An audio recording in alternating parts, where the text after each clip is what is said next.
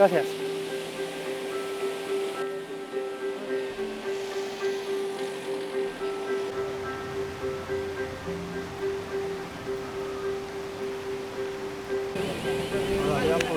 Gracias.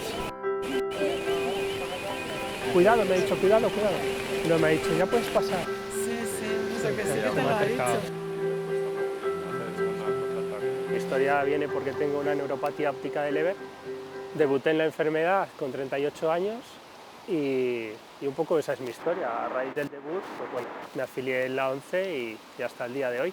O sea, ¿fue algo que llegó de manera repentina? Sí, está catalogado como enfermedad rara. Es una enfermedad que afecta al nervio óptico y al final es una enfermedad que no se sabe por qué se produce y en un momento dado de la vida te puede pasar o no. Y en mi caso, pues sí que pasó.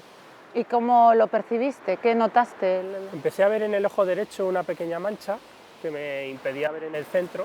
Es como una pequeña mota de polvo. Y al cabo del tiempo empezó unilateral y al cabo de unos meses, 6 meses más o menos, fue al otro ojo bilateral. Esa mancha se fue ampliando y a día de hoy, pues bueno, veo todo difuminado y no tengo percepción de colores salvo el azul. El resto lo veo en blanco y negro. Hasta ese momento que tú percibes ese punto negro, tú no sabías, ¿no? Sí, no es un punto negro como tal, sino es difuminado, no llego a ver nada en ese momento, pero no había percibido nada. De hecho, la vista la tenía perfecta hasta ese momento. Tenía miopía, pero nada más. Familia sí que son 19 casos reportados de una mutación muy rara, que es la 3734. En este caso nosotros es una mutación ultra rara, o sea, no es enfermedad rara como tal. Una enfermedad rara es una persona de cada 2000 y nosotros somos muy poquitos. Y entonces, ¿qué hiciste? ¿Fuiste al médico, imagino?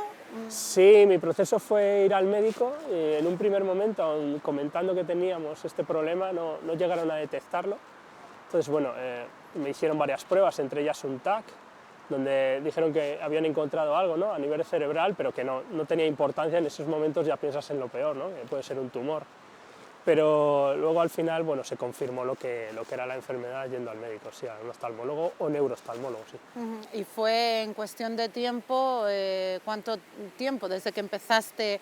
Desde que debuté en el primer ojo, me fue avanzando el primero y el segundo tardó 6 meses en aparecer la segunda como mancha, ¿no?, en el ojo izquierdo. Y luego ya la progresión ha sido lenta, pero no ha terminado de caer. En un momento se supone que nos estancamos, pero a mí yo he sido muy afectado, la verdad. Me imagino que el cambio en tu vida, ¿no? Total, total. Obtuve la incapacidad, yo estaba trabajando en Madrid en una empresa de informática y a raíz de ese momento, pues bueno, con la incapacidad ya permanente y sin poder trabajar. Claro, y a nivel, bueno, no sé, de ánimo, de... Bueno, a nivel de ánimos no queda otra. Yo soy una persona fuerte, pero es cierto que es un golpe muy duro. Al final cambias tu vida completamente, el 100%. Hay muchos puntos en la vida y desde que estoy afiliado a la ONCE que te modifica, ¿no? Por ejemplo, llevar el bastón es un símbolo que te identifica y que es muy duro. Claro. O sea, ¿consideras que, bueno, más o menos lo has conseguido aceptar bien o has tenido un proceso, bueno, pues más difícil a lo mejor? Es un proceso muy difícil, es un proceso largo, que tienes días muy buenos, bueno, muy buenos no lo diría buenos, malos, muy malos, depende del día. Depende de tantas situaciones, de cómo te encuentres, lo que hayas logrado ese día, que salgas a la calle y no te hayas chocado con algo, que logres tus objetivos, por mínimos que sean, como por ejemplo ir a comprar el pan. Cosas que antes dices lo hacía en 10 minutos, ahora tardas 1 hora, pero que lo termines logrando, eso es importante. ¿Cuáles son esos aspectos del día a día pues que quizás no somos conscientes, ¿no? Y cuando tienes un problema de visión, pues de repente cobra mucha relevancia? Pues el poder caminar por la ciudad, el poder, por ejemplo, ir a un servicio, a un baño, dentro de un local, el reconocer el local, el poder coger un autobús, el encontrar esa parada de autobús, el subirte en ese autobús y saber qué parada te tienes que bajar, el ir a un estamento público y poder hacer alguna gestión, o el poder ir simplemente al médico sin tener que ir acompañado y que ahora tienes que ir acompañado. Todas esas cosas te van cambiando, entonces tienes que adaptarte y aprender a aceptarlas también. ¿Y el trato con la gente? Pues bueno, el trato con la gente en cuanto a amigos siempre es como todo, aparecen amigos y otros desaparecen. Entonces, bueno, mucha gente ha aparecido que merece mucho la pena y otros han desaparecido. Y en cuanto a la gente, pues encuentras de todo. Ese trato que hay gente que viene y te intenta ayudar y que se desviven por hacerlo y que a veces se pasan, y otros que al contrario, que muestran un poco de indiferencia o incluso miedo porque no saben cómo actuar contigo. Es normal. Bueno, es que eso quizás es una de las barreras, ¿no? Como el miedo a quedar mal o... Sí, al miedo a agarrarte de un brazo para cruzar un paso de cebra y no tener que hacerlo porque es perjudicial para nosotros. Al igual que una persona con perro guía, pues no tienes que atender a ese perro, llamarle o darle de comer. Entonces son cosas que la gente no sabe. Por poner un ejemplo, a mí los encaminamientos podotáctiles, que son los puntitos que hay antes de un cruce, eso yo no es que no supiese, lo sabía, pero como que te molestaban, ¿no? Y a día de hoy los utilizo, porque lo necesito para cruzar. Claro, encima tú tienes 38 años, ¿no? 40 ya, sí. No, quiero decir, has tenido 38 Sí. años, bueno, Viendo pues bien. viendo bien, claro, y sin percibir, bueno, pues esos problemas, esas dificultades a las que ahora sí que te enfrentas, ¿no? Que no Eso es como es. otras personas que, bueno, que nacen. No sé si a la hora de adaptarte es más fácil, es más difícil. La verdad que no lo sé. Al final puedes entender que la gente que ha nacido ciega o ha tenido un problema de ceguera desde pequeños pueden vivir más adaptados. Pero yo a su vez he visto hasta los 38 años y sé cómo son las cosas. Sé cómo es un árbol, sé cómo es una calle, un coche.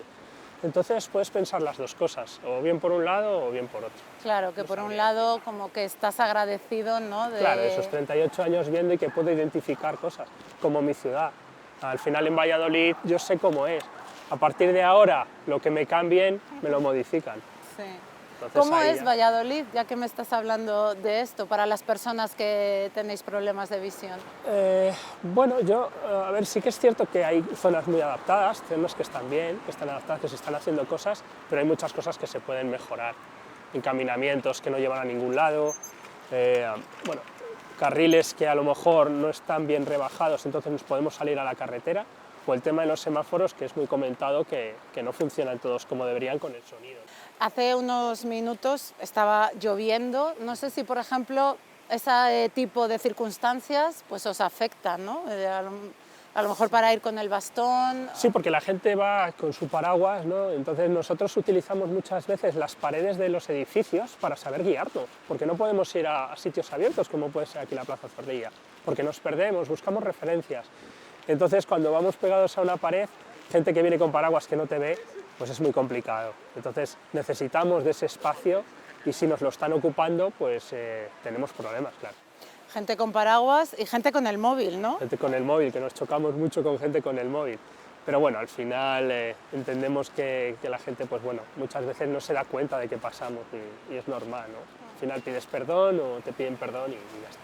En general, ¿tú crees que la sociedad, bueno, en concreto la gente de Valladolid, bueno, pues es empática?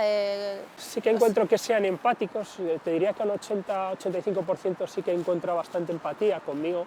Sí que me han pedido perdón cuando se han chocado, cuando yo he dado también he pedido perdón, pero sí que ha habido alguna situación pues, que te pasan por encima del bastón, que no deberían, o yo qué sé, que siempre hay gente, ¿no? que es un poco borde o que no van a ser empáticos, pero de eso te puedes encontrar de todo en la vida, entonces bueno, en general sí que la gente es empática y te intentan ayudar en el momento que lo necesitas.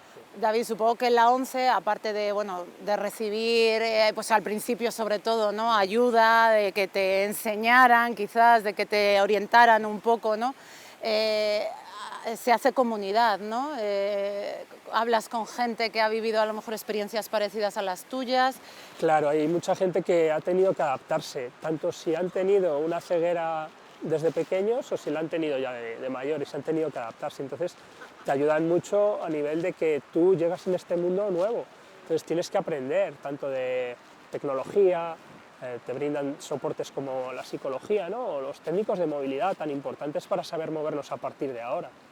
Sí, entonces es una sensación como estar en un sitio donde te pueden llegar a comprender.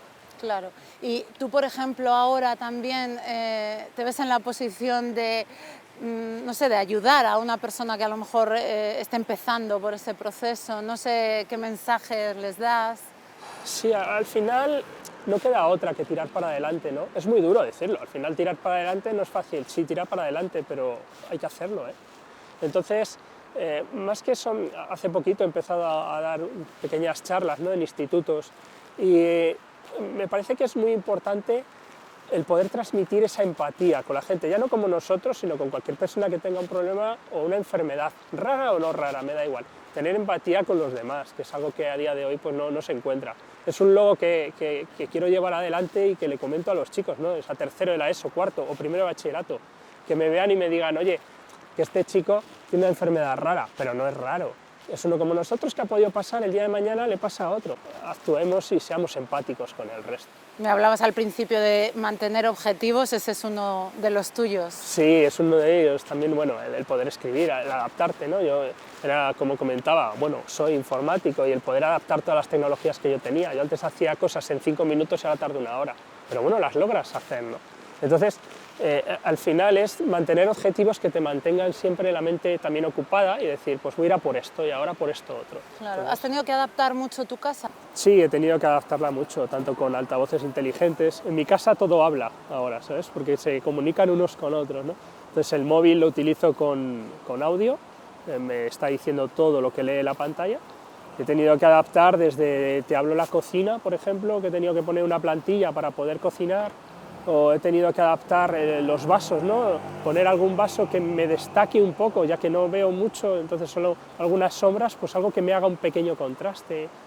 Cosas que he tenido que retirar porque estaban en el medio y me las iba a llevar por delante, entonces pues he tenido que adaptar todo eso. Has dicho cocinar y lo he pensado, digo... Es muy complicado, cocinar es muy complicado, sobre todo freír es muy complicado, freír un filete, no sabes cuándo está hecho. Pero de lo más complicado que he encontrado es comer. Es una de las cosas más complicadas, porque al final comer un pescado, el tema de las espinas es muy complicado, el tema de saber que estás pinchando algo, llevártelo bien a la boca, bueno, llevártelo es fácil, ¿no? Pero el poder comerlo es muy complicado y saber qué estás comiendo. Yo ahora mismo como de todo, antes comía de todo, pero es que ahora ya me da exactamente igual. Por un lado, los avances, las nuevas tecnologías, por supuesto, nos están ayudando a todos, pero hay una parte, por ejemplo, lo de que los datáfonos sean táctiles, Sí. Pues que eso al final son barreras, ¿no?, para Sí, vosotros. al fin, la tecnología tiene que ser el puente para hacer algo que accesible nos pueda ayudar. Es decir, de nada nos sirve un datáfono que sea táctil cuando yo no voy a poder poner el pin. Entonces yo no necesito decirle a mi carnicero ponme el pin, yo necesito poner el pin autónomamente. Entonces yo necesito tener esa independencia. Yo no quiero ser una persona dependiente. Para ciertas cosas sé que lo tengo que ser. Yo no puedo conducir un coche, me tienen que llevar, pero yo quiero ser independiente para poder cogerme un coche de alquiler y que me lleve a alguien, por ejemplo. Incluso en sitios públicos donde no debería, bueno, donde se deberían tener en cuenta estas cosas, ¿no? Sí, nos pasa, por ejemplo, en puntos de accesibilidad de Renfe, que llegamos y son pantallas táctiles, ahí no podemos hacer nada. O en correos, cuando voy a por un paquete, una pantalla táctil que tengo que pulsar para recoger o para enviar un paquete. Entonces me sale un ticket y luego en una pantalla, ¿qué hago yo? Al final, también es cierto que hay muchos puntos en los que no se nos tiene en cuenta porque no se nos visibiliza, pero debemos hacernos notar y decir, oye, aquí estamos, ¿no? Entonces, ayudarnos y yo os puedo decir cómo a mí me podéis ayudar, entonces en ese momento vamos a hacer algo en común para poder tener una accesibilidad completa para todos. Claro. No hablo solo de mí, hablo, por ejemplo, de personas en sillas de ruedas o cualquier persona que tenga una necesidad.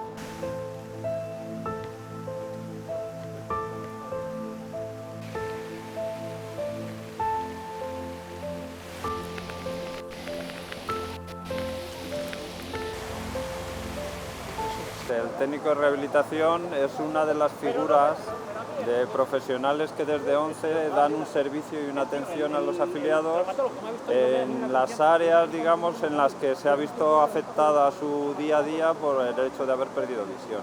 Entonces, en el caso concreto de los técnicos de rehabilitación, trabajamos con la autonomía personal y eso implica que de alguna manera intentamos recobrar los día a día a la hora de hacer cosas, tanto a la hora de tener una movilidad para poder deambular, salir por la calle, llegar a tu colegio, a tu instituto, a tu centro de trabajo, o lo que tiene que ver con la autonomía en tus habilidades de vida diaria, pues llegar a casa, tener ordenada tu casa, saber llevar a efecto una receta, manejarle electrodomésticos que a veces no son fáciles de manipular con una visión reducida o con poca o ninguna visión, y eso pues es una de las actividades que realizamos. Luego otra de las actividades tiene que ver con lo que se llama rehabilitación de la baja visión. Muchos de nuestros afiliados tienen un resto visual significativo. ¿Eso qué es? Pues que a pesar de tener una visión muy pobre, esa visión de alguna manera intentamos potenciarla para que puedan hacer algunas tareas concretas o manejar algunas ayudas tipo pues, lupas electrónicas, aparatos un poco a veces ahí de óptica compleja, para conseguir que algo que igual no funciona con una gafa normal, pues con una gafa muy específica puedan llevar a leer algo o visualizar una pantalla o el trabajo que tengan que hacer. ¿Trabajasteis juntos, Sí, vosotros dos? fue mi técnico de movilidad y rehabilitación, sí. ¿Y cómo fue el proceso? ¿Cómo te encontraste, Antonio, por ejemplo, a David cuando llegó? Bueno, pues ya de esto hace unos añitos, Sí, no hace tanto tiempo, pero es verdad. David, la verdad que siempre ha sido una persona como muy cercana, entonces no, para mí no fue difícil. David seguramente ha sido como en ese sentido fácil porque ha sido como que se daba a conocer, ¿no? No ha intentado ahí evitar los momentos complejos, se ha enfrentado a ellos y sobre todo con el sentido del humor que le caracteriza, sí, pues ha ido solventando muchas de esas situaciones entre risas, ¿no? Pero bueno, sabemos que no ha sido un proceso fácil, seguro, para él. ¿Y para ti, David? Yo, antes de perder la visión por completo, una de las últimas personas a las que llegué a conocer viendo era Antonio, porque yo cuando me afilié a la ONCE veía muy poquito, pero sí que diferenciaba las caras, a día de hoy no. Entonces, bueno, cuando empecé con él, pues ha sido muy duro. Antonio es muy buena persona, yo creo que es la persona con más paciencia que conozco, y me ha enseñado, no voy a decir a vivir, ¿no? Porque no me ha enseñado a vivir, yo he adaptado muchas cosas en mi casa por mi cuenta, pero sí a muchos aspectos que para mí tienen que ser importantes a partir de ahora. Moverme por la ciudad con seguridad y conocer las monedas y los billetes, algo importante. Me imagino que ahí entra mucho la frustración, ¿no? O sea, tener a lo mejor, bueno, lo que decías de paciencia por las dos partes, ¿no? Sí, he tenido que cambiar la vajilla ya, alguna cosilla que ya se ha caído, ¿no? Porque con rabia he tirado ya, ¿no? Sobre todo tema de informática me dan ganas de reventar a veces y de partir la pantalla, pero... Que encima es lo tuyo, que ¿no? Es tu mío, campo claro, y... en tu campo es donde te ves y donde estás más frustrado, entonces pues sí, claro que sí. O yendo por la calle, te dan ganas a veces de partir el bastón, muchas veces, pero bueno, te relajas, piensas, respiras y continúas, porque es que no hay otra. ¿Qué va a pasar después de que rompa el bastón? ¿Cómo vuelvo a casa? ¿Sabes? Hemos quedado en la Plaza Zorrilla. No es sencillo este espacio, ¿no? Para vosotros, David. No, muy complicado. Es un sitio abierto donde hay muchísimos elementos. Tenemos pasos de cebra que llegamos y no identificamos dónde empieza la carretera y dónde empieza el paso de cebra o la acera. Tenemos también pivotes, tenemos accesos a un parking, tenemos una fuente en medio, semáforos que no pitan, muy complicada. En cierto modo, digamos que lo que a veces ocurre es que no se implementa todo lo que realmente necesitamos. ¿Qué ocurre con espacios como, por ejemplo, este donde estamos? Que está un poco reñida la estética con la habitabilidad, ¿no? En nuestro caso, la amabilidad de un espacio. Claro, nos gustan los espacios amplios, pero... Ahí está. Este espacio es muy bonito, es un espacio muy diáfano para poder... Pero una persona que no vea o que tenga problemas serios de visión es un espacio que va a evitar siempre. Y en la medida en que pueda hacerlo, tenemos una solución. El problema es si este espacio es el que me da continuidad a un recorrido que yo tengo que hacer. Comentabas lo de los semáforos, tenéis un mando, ¿no? ¿Cómo es eso? Tenemos un mando que es prácticamente igual que el de los garajes, que lo que nos habilita es, en algunos semáforos en los que está habilitado ese sistema, el poder iniciar un ciclo. Eso, los semáforos en Valladolid, los que tienen sonoridad, funcionan de 9 de la mañana a 9 de la noche, hay algunas excepciones porque se han incrementado, ¿no? Pero en lo general es así. Pero los que no tienen sonido, pues estamos vendidos, no podemos cruzar.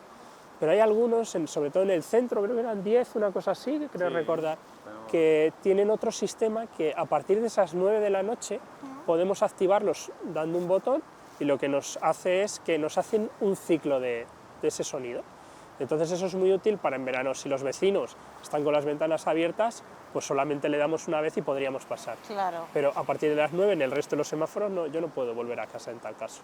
En ONCE existe como digamos un convenio de uso de ese tipo de semáforos y ONCE sí que tenemos estos mandos y dotamos de ellos a nuestros afiliados, pero luego nosotros tenemos que pensar en sistemas universales que de alguna manera puedan servir, igual que a David, por no ver, a una persona mayor porque pueda estar un poco más desorientada y necesite centrarse en cuándo cruzar y cuándo no.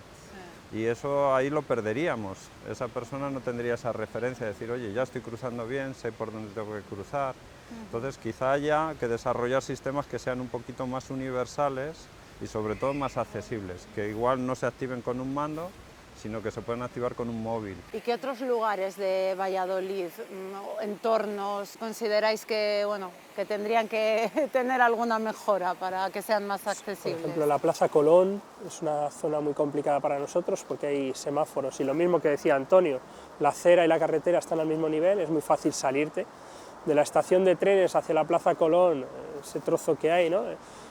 Hay pasos de cebra que están en diagonal, hay semáforos que no funcionan.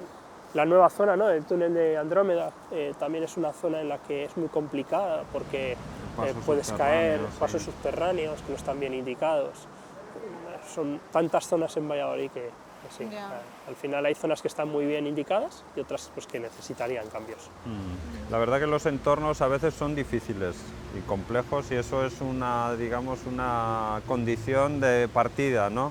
Sí que es verdad que estaría muy bien en la medida de lo posible que conforme se van renovando zonas existiera, como por decirlo así, un asesoramiento, la posibilidad de disponer de una información sobre cómo estamos haciendo algo y cómo nos puede mejorar a cada uno de los colectivos que necesitemos. Nosotros en nuestra, digamos, situación de no ver y otros colectivos en su situación de necesitar igual resaltes que no sean muy elevados para poder pasar con una silla o otro tipo de condiciones. Sí, porque muchas veces tampoco creo que sea falta de voluntad, ¿no? Es más bien pues, que a lo mejor no eres muy consciente o... Si se puede hacer de primeras, ¿por qué no se hace? Es decir, vamos a hacerlo desde el principio para luego no tener que modificarlo y tener que cambiar los suelos o demás. Me preguntabas antes del técnico o el concejal de urbanismo. Y al final es lo que comentaba antes, ¿no? Tener empatía hacia nosotros. No pasa nada, pues yo estaría dispuesto a que venga conmigo con un antifaz y que se pusiese en nuestra situación. Entonces ahí, ¿cómo te ubicas? ¿Cómo vas? ¿Qué haces? Yo quiero volver a mi casa después de haberme ido a cenar con mis amigos o mi mujer, lo que sea, con esa independencia de poder llegar a mi casa y poder haber ido por una zona donde puedo pasar unos semáforos con seguridad. Queremos ganar independencia, no ser dependientes. Yo no quiero ser dependiente, pero lo soy porque no me queda otra en muchas cosas. Luego tenemos que de alguna manera intentar mantener lo que conseguimos, que por ejemplo es el hecho de que haya sonorizados una gran mayoría de los semáforos de Valladolid es ideal, pero con el paso del tiempo y con las demandas quizá de algunas personas que se sienten molestas por tener un semáforo sonoro cerca de casa, el volumen de ese acústico se va reduciendo, llegamos a cruzar la calle y no escuchamos si está pasando, si está sonando. Con el tráfico es imposible y eso es una pérdida importante porque ya tenemos algo y por no hacer un buen mantenimiento, incluso muchas de las marquesinas de Aubosa que nos dan información, igual la última vez que me he dado una vuelta la mitad de ellas no funcionan y tú sabes que es un recurso estupendo, lo tenemos ahí, pero tener, digamos, de alguna manera esa seguridad de que lo que tenemos lo mantenemos. Cosas lógicas que no se prestan atención en el día a día que para nosotros es importante. No dejar un armario abierto, una puerta, porque nos la llevamos con la cabeza, un toldo, subirlo. Tener en cuenta que eso nosotros por la calle nos podemos golpear. En los escaparates no dejar puesto fuera las típicas paneles del menú, ¿no? Que pueden estar obstaculizando que pasemos o que nos podamos dañar. Macetas, hay tantos elementos. ¿Qué le diríais a la gente de Valladolid? Bueno, me vuelvo a la empatía, ¿no? Simplemente que muchas veces se pongan en nuestra situación, que yo sé que ellos me ayudan, ¿no? Y que en cualquier situación no hay ningún problema, me van a ayudar, hay mucha gente buena, como comentaba antes, ¿no? Pero sí que es cierto que se viese un poco nuestra situación, nuestro colectivo, que viesen que necesitamos cosas, necesitamos esa independencia. Sí. Yo ahí, pues en cierto modo digo que son los propios afiliados los que han hecho una tarea de ser embajadores de esa información que decía ahora David, ¿no? De decir, oye, estamos aquí, nos estamos moviendo, estamos saliendo a la calle, afortunadamente tenemos afiliados con muy buena voluntad y muy buenas capacidades para hacerlo y entornos donde pueden hacerlo. Entonces no es inusual en absoluto encontrarse en cualquier día, en cualquier situación de movilidad, una persona que lleva un bastón. Y eso es algo que sensibiliza. Es verdad que las personas, en cierto modo, necesitan en ocasiones tener algo de información. Ellos son los que de alguna manera pueden solucionar esa necesidad, ¿no? Porque son un recurso. Generalmente la inmensa mayoría de las personas tienen muy buena capacidad a la hora de intentar ayudar, lo que en ocasiones no tiene es el conocimiento de cómo hacerlo. Si nosotros le damos la indicación y ellos van, digamos, haciendo ese ajuste hacia qué necesita, pues al final terminamos teniendo un entorno mucho más amable para ellos, que es lo que necesitamos.